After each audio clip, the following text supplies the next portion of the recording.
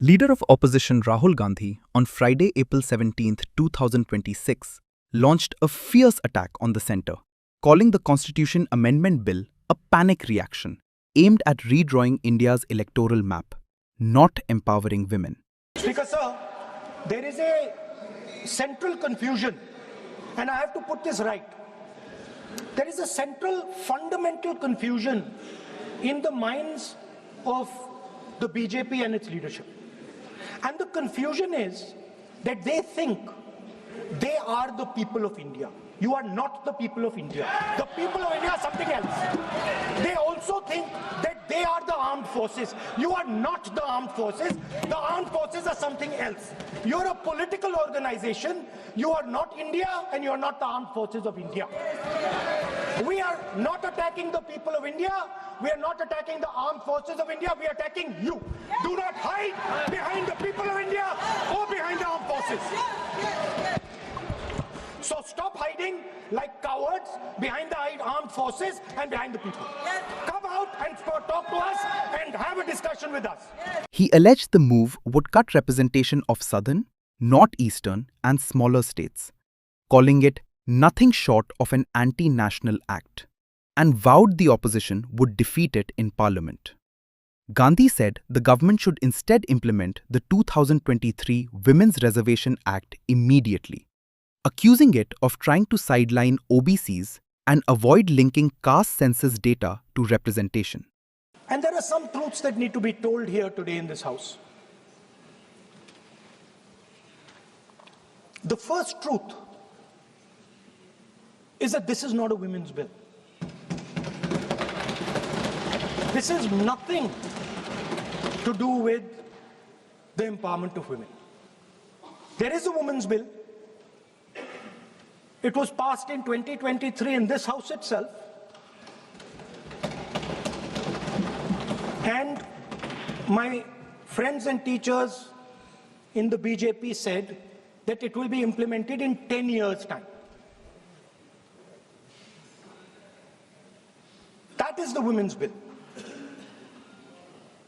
This is an attempt to change the electoral map of India, using and hiding behind India's women. There is a central truth in India's history, in India's past and present.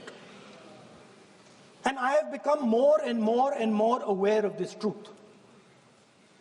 And that is the brutal, cruel, unforgiving treatment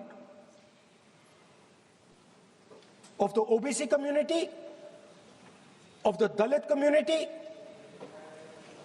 and other communities, minorities and women. And this is a historical fact. This need not be argued here. Everybody knows how Indian society treated OBCs, treated Dalits, what was done to them, what was done to their women, what they were allowed to do, what they were not allowed to do, how they were blinded when they read certain documents, how metal was poured into their ears when they heard certain verses. This is a fact. Now, what is being attempted here is a bypass of the caste census. What they are trying to do is they are trying to avoid giving power, giving representation to my OBC brothers and sisters, and to take away power from them. This is the agenda over here. Actually, it is a shameful act. Because instead of giving them women's reservation, which is very easy to do, and every single opposition person will support it right now, bring that old bill back right now, and we will help you pass it for implementation from this second. Now, that is the women's bill. This is something else. Taking a swipe at Prime Minister Narendra Modi, He described his speech as low energy and claimed the bill itself was a mistake. He also made a cryptic remark around the number 16, hinting it held the answer to the government's troubles and inviting the public to decode it. Yesterday I was watching the Prime Minister speak. Low energy, broken, nothing transmitting. And I suddenly noticed that yesterday was the 16th of April. No, listen please, I was sitting here and he was talking and he was not able to engage.